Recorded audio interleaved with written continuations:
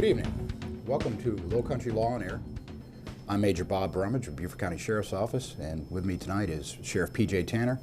And this episode is going to be entirely about coronavirus COVID-19 and what it means to the public, and as far as our stance in law enforcement, what our responsibilities are. And a lot of questions. A lot of questions, Sheriff. So I know that you have taken the opportunity over the past couple of days to put kind of a list of most asked questions that we get not only through our communication center, but to our Hilton Head office and our Beaufort office. So if you want to go over a few of those, and we can talk about those just to make sure everyone has a clear understanding of what has been ordered by the governor, which is the law of the land right now, the executive order. And maybe we can shed some light on that to include maybe adding some contact information if there are questions associated with commerce as we kind of work through this process. Yes, sir. Well, about a list of things that we can go over today. Let's go to questions first. A lot of questions from the public, especially in light of the governor's executive order regarding boat landings. Okay, public boat landings are closed to the public with the exception of those that have commercial fishing licenses or permits that make their living through fishing. And I think that's a point that everyone needs to understand. And I know that DNR over the past few days has been swamped with residents trying to go buy a commercial fishing permit, thinking that that would be their avenue to utilize the boat landings, the boat ramps throughout the county. And that's not going to be the case. Right. If you're a crabber or if you're a charter boat captain and if you're a dock builder and if you're making your living by utilizing our waterways, I think just given common sense and being practical, if you're a crabber or if you're a charter boat captain, or when you're taking like 2 people out to go red fishing or trout fishing or what have you, or you're a dock builder and you have a contract to have a dock built, if you're making your living on the water, and you've been doing this for a period of time, not just started yesterday type scenario, then with common sense, it's going to be allowed, and until we get to a point where DNR gives us additional instructions about how we manage these public boat ramps, these public docks, public piers that we have throughout the county. So I know we get a lot of questions about it. We do. But right now, the rule of thumb, unless you're in the commercial industry and you utilize the waterways of Beaufort County to make your living, then the boat ramps are closed. Right. And I think the governor made it clear that this is as a result of not the majority of people that are doing the right thing, but those that have gathered on sandbars and aren't respecting the social distancing, which we know is 6 feet apart, and that's one of the main ways to curb the spread of the coronavirus. And so the acts of a few actually resulted in restrictions that unfortunately impact the rest of the people that are doing the right thing. And you're exactly right. Shame on those who were not in compliance. The governor has been asking for voluntary compliance for the past couple of weeks. Yes. A little freedom was given. People took advantage of it to an extreme. Yes. And now everyone's being punished for the acts of a few. That's a shame. Another question we've been getting, and of course this is very important, the governor restricted those that are coming from New York, New Jersey, Connecticut, and New Orleans to a 14-day quarantine if they come to South Carolina. And a lot of the questions are, what do we do if we see somebody? Of course, we had some notes put on cars by residents, and that's not what we need to see happen at this point. They need to contact law enforcement. They can contact dispatch 843-524-2777, our non-emergency number, and call in and report, and we will investigate, like we've discussed, Sheriff. And we will educate and let them know if maybe they don't know that the 14-day quarantine is mandatory, the self-quarantine. But we want to discourage residents from putting notes on cars or approaching these people themselves, even groups of people. Mm-hmm. And we know that 3 or more people congregating at this point is unlawful. So if they are approached by law enforcement, and told to disperse. Only if they don't disperse, they're in violation of the law. But again, we'd encourage our residents to contact us and let us know there's a problem. Social media is great, but that's not going to solve the problem. They need to call us. So putting things up on social media, that's not helpful. And if you're going to do that with somebody from New York, Connecticut, New Jersey, or New Orleans, to try to embarrass them, shame on you. Well, you know, the hotspot list that came out a few days ago, you know, that list is going to grow. I mean, you've got New York, New Jersey, Connecticut, New Orleans, but I mean, in the next week or two, you're going to see that list grow to a point to where it's almost going to be inclusive of anywhere and everywhere. Right. So yes, we are in the education mode, no doubt. You know, we've got flyers that we got from DHEC. Right. We created some of our own. You know, we're working with our municipalities, with our PDs, to make sure that everyone's on the same page, and the enforcement of this is consistent throughout the county. We have answered a lot of calls on this subject. We have. And that will continue to grow until we get to a point to where almost anywhere and everywhere is a hot spot. And then it's kind of irrelevant at that point. But right now, you're absolutely correct. 843-524-2777. Call that non-emergency number or send us an email on our Facebook page. Sure. There's multiple ways to contact us. Give us the information. Let us investigate. Right. Let us educate. Don't get personally involved in it. Be calm. Take a breath. Allow for a little bit of patience, and we'll look into it to make sure that that it fits, you know, the order, the executive order, and if it does, then we'll deal with it. And in that same spirit, it's just very important to recognize that everybody is under the same stress with the coronavirus. So whether they're from New York or other states and they're here visiting, they are under the same stress. They're worried about the same things that everybody else is here. Sure. So what do? Just avoid contact, social distancing. Just stay away, and you should be fine. And that's the you know, message. and Bob, that's the best rule of thumb, and we tell everyone that. I mean, there are a lot of concerns, there's a lot of anxiety within the county, and if you see something that alarms you, then stay away from it. Right. Keep your distance, stay away. And you know, it's the best thing to do. If you are going to a grocery store, or you need to go to a pharmacy, or you need to go to Walmart or anything like that, and the crowd is too big, then don't be a part of that crowd. Right. You know, come back at a different time, leave and go run other errands and check back by. But if there's a large crowd in a grocery store, you need to make a decision before you enter that grocery store whether I really need to go right now or not, because if the crowd's too big, you probably need to go back to your car and come back at another time. Don't be a contributor in the large crowd. So you're absolutely right. I know one question on here was too about Department of Motor Vehicles. Right. DMV is open by appointment only. Okay. So people are encouraged to contact, and I'll read it off here, but contact Department of Motor Vehicles, South Carolina Department of Motor Vehicles, at scdmvonline.com. Or if you don't have internet access, for example, you can call 803-896-5000 and set up an appointment and take care of your business, whether it be a registration or whatever it might be. All right, interstate travel. Florida is put up checkpoints, from what we understand, at two different locations. One going from Alabama into Florida on Interstate 10. You will be routed through, I believe, a welcome center or a rest stop, and you'll be asked questions, where you're coming from, where you're going in Florida if you're from out of state. And also on I-95 at the Georgia-Florida border.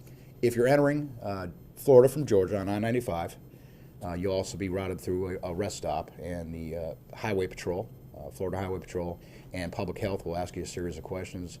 You know, if you have symptoms, where you're coming from, where you're going. So you will be asked those questions. And again, we're discouraging everybody from traveling at this point. We are discouraging travel. The governor is, the President of the United States has discouraged travel. You're best to stay put. One of the things here, and people are practicing social distancing, there's no question about that, but we get a lot of questions about our beaches. Right. And one of the questions is, can I walk or ride my bicycle on the beach? The beach access throughout Beaufort County, public beach access throughout the county is closed. I know that the town of Hilton Head, and I know that we're working with Port Royal Police Department with the Sands Beach, but all public beach access points are closed, to include the parking facilities or parking areas that are associated with that public beach access. Right. If you have a private residence on the beach, or if you live in a gated community and it's on the beach, then you have that turns into a private access point. That is allowed. Public access points to the beach are closed. So if it's private, you're allowed to walk on the beach and ride on the beach. And we'll probably see that this weekend in different areas on Hilton Head, probably in Port Royal. Port Royal's worried about the Sands this weekend. Right. I know that DNR, Highway Patrol, and SLED is going to be working with Port Royal, to help them with the Sands Beach. And of course, our Water Patrol is going to be on the water with DNR and Highway Patrol and SLED. And we'll also be flying this weekend as well, just to see if we can find hot spots, in our county to go to, because people do have a way of finding those areas. Yes, they do. That boat landings, we talked about the boat landing part of it. We talked about the beaches. Does the executive order apply to charter fishing trips? Again, it goes back to commercial. A charter fisherman has a business license. To operate. And if they're making their living, 100% of their living on the water, then, I'm of the opinion that it's allowed. It's similar to a person that's crabbing. Right. And right now, that's really the only, on the commercial side, is crabbers are really the only ones out there. We're not picking oysters right now. We're not shrimping. It's crabbers. So we have to also pay close attention to the other commercial industry that's out there as well. So that's very important. Boat rentals, commercial boat rentals, I need to check on that. That is a good question. And I did make a call to Department of Commerce. Okay. And they advised that if it's not specifically on the list, and we'll go through that list a little later in the show of non-essential business, if it's not listed, then it's permissible. If you have questions about it, whether you think your business may fit into the non-essential list, then you can contact South Carolina Department of Commerce. And again, when we go through the list after our break, we can give you the telephone number and the website to go to. So we'll be right back.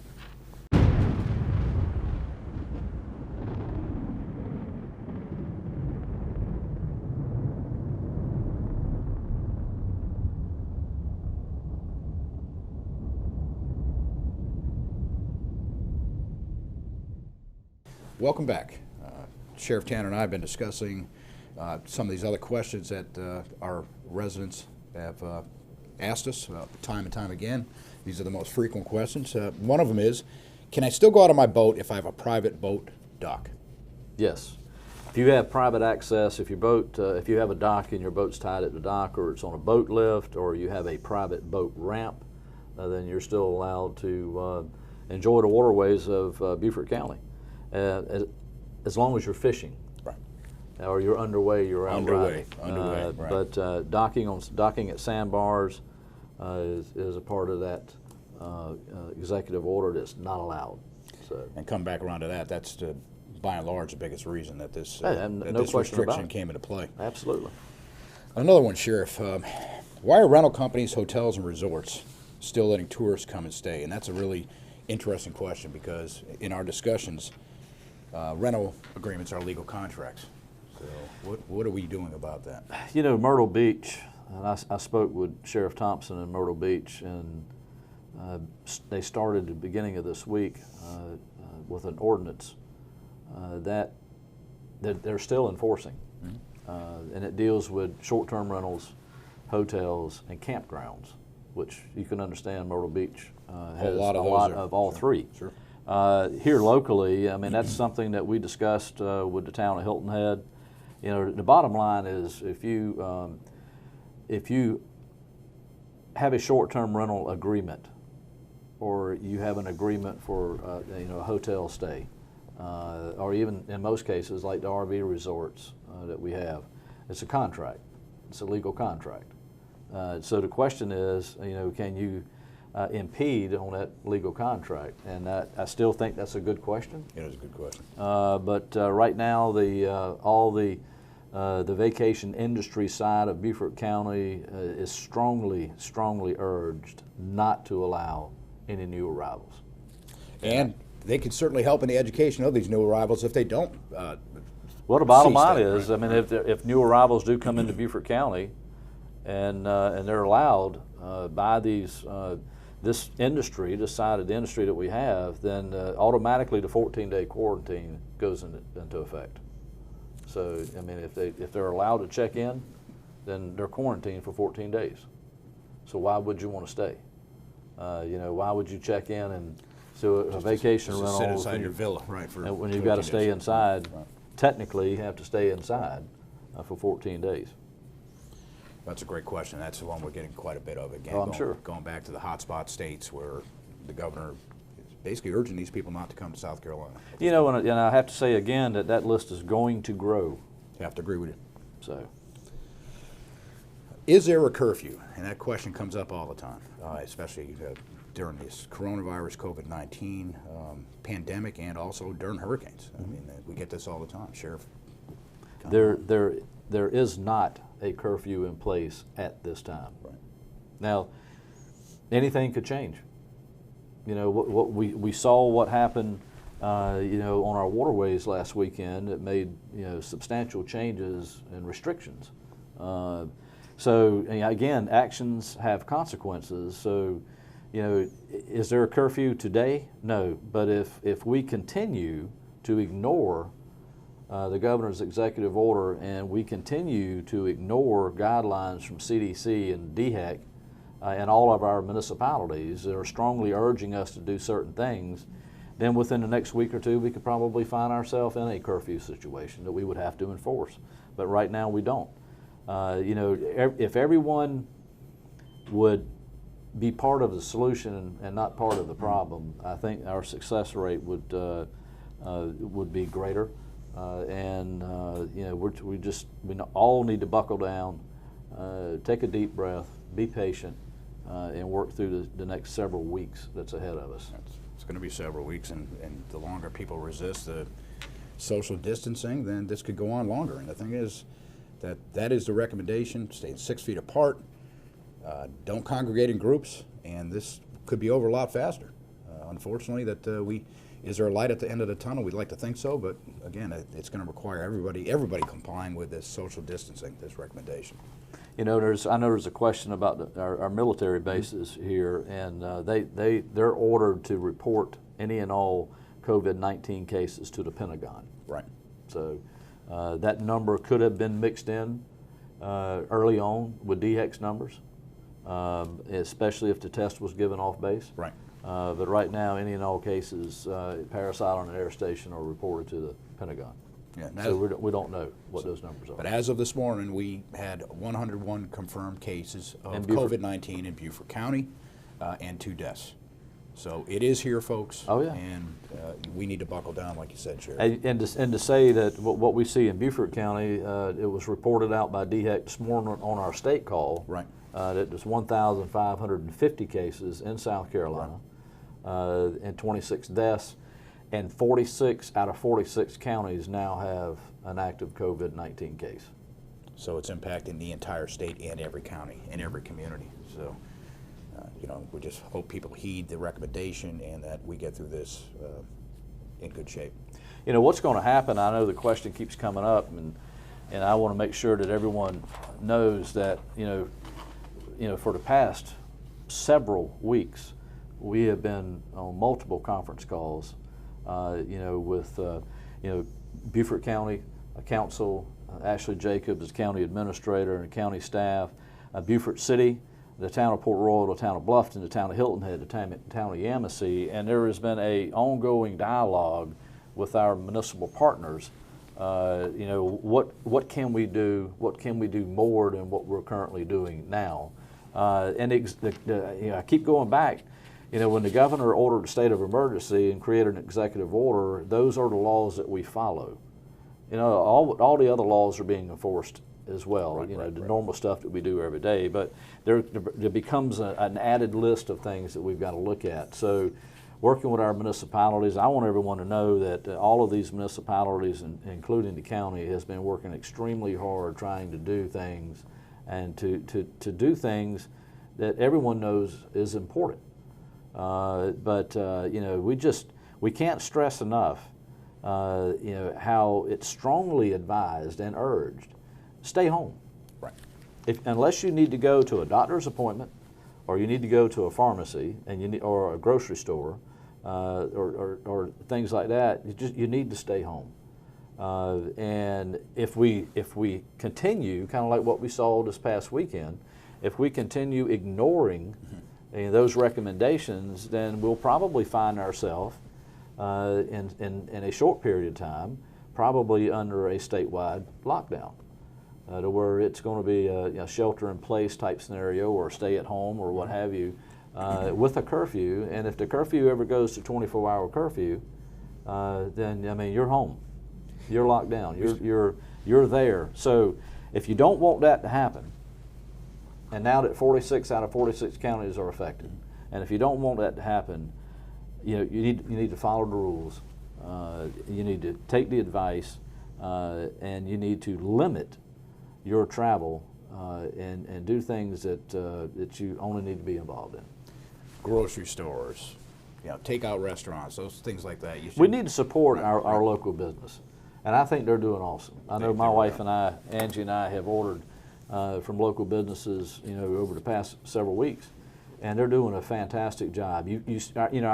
Our bars and restaurants are still restricted. That hadn't changed. But as far as having takeout or drive-through or delivery, it's working out well. We need to support them every chance we get. And again, we go back to the scenario with the grocery stores. And I know they've got senior hours that they're allowing in some of them, which is fantastic. But if the crowd's too big, don't go. That's great advice right there. Come back another time. Exactly. So I know you got a list, Bob, of the essential businesses that were closed in the executive order. If you want to go through those, a lot of them don't apply to us here in Beaufort County, but some of them do. Right. Governor's Henry McMaster's executive order, the non-essential business list starts with nightclubs, bowling alleys, arcades, concert venues, theaters, auditoriums, and performing arts centers, tourist attraction, including museum, aquariums, and planetariums, racetracks, well, clearly that does not apply here, indoor children's play areas, excluding daycare facilities. So for parents and custodians of small children, daycares can remain open. Adult entertainment venues, bingo halls, venues operating by social clubs, and that's these private clubs, whether it be Kiwanis, Lions Club, whatever it might be.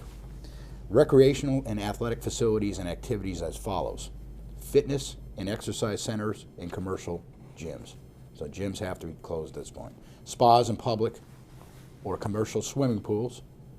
Group exercise facilities to include yoga, barre, and spin studios or facilities.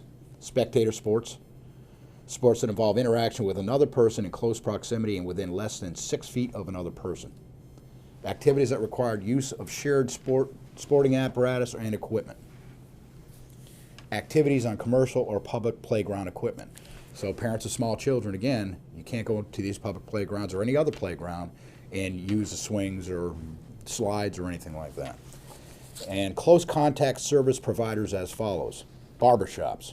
I'm gonna look rough in the You are. You got. I don't have a lot. I was going to say that. What I have. Hair salons, waxing salons, threading salons, nail salons and spas, body art facilities and tattoo services, tanning salons, and massage therapy establishments and massage services.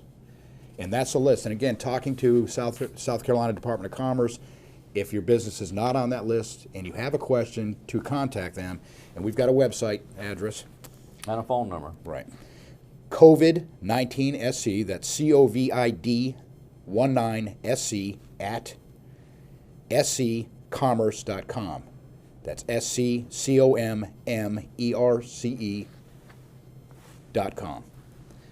And they can also call 803-734-2873 to get their question answered about their particular business.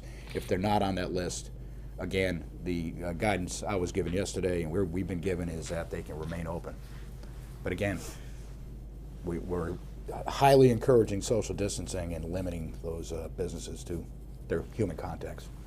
You know, we've asked the general public, we've asked a lot of ourselves over the past several weeks, and I'll be honest, other than a few fumbles of the ball, with some of the stuff that happened last weekend and the things that we're dealing with today, I think for the most part our citizens are doing a phenomenal job. They're to be commended by us because we see them every day. We see everything that's going on. You know, our sheriff's deputies, our staff at the sheriff's office, the PDs in Bluffton, Beaufort, and Port Royal, and Yamasee, I think they're doing a phenomenal job. Our first responders, our fire departments, our partners, our Beaufort County EMS and our EMTs. But I tell you, I think all of our first responders are doing awesome work. They really are. And we're very proud of what they do. But we can't forget the work that's being done by all of our nurses, our doctors, and our medical facilities throughout the county, and all of our medical staff and medical support, because we've been dealing with a lot over the past several weeks. Our citizens are for the most part, complying. But as this problem grows, which it appears that it will over the next several weeks, our medical facilities and our medical staff, our doctors and our nurses and our lab techs and things like that, they're going to see a more of a challenge than we will at that point. It will take a shift, but then it'll shift probably sideways again if we get to the point to where we have, a stay-at-home or shelter-in-place mandate from the governor in the executive order, which will, if that happens, you can almost guarantee that a curfew is going to be a part of it. So it'll be shifting back and forth from first responders to hospitals and medical facilities, and then back to first responders and those type things. So, hey, we're all in it. We're in the middle of the fight. We're in it to win it, and we all just need to be patient. We need to be calm, and we need to be very supportive of everyone and everything that we're asking everyone to do. I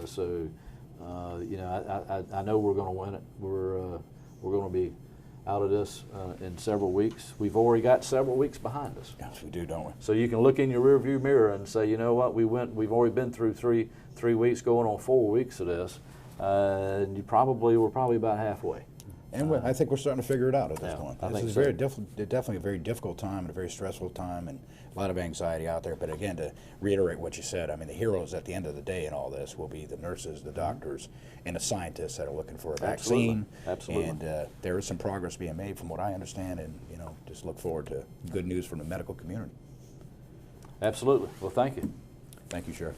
We'll probably do another Lowcountry Law On Air regarding coronavirus, COVID-19. We'll keep you advised through our social media platforms, Nixle, Nextdoor, Facebook, and Twitter.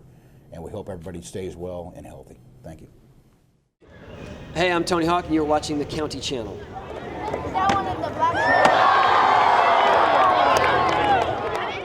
If you have a question or comment, please contact Lowcountry Law On Air at lowcountrylaw@bcgov.net.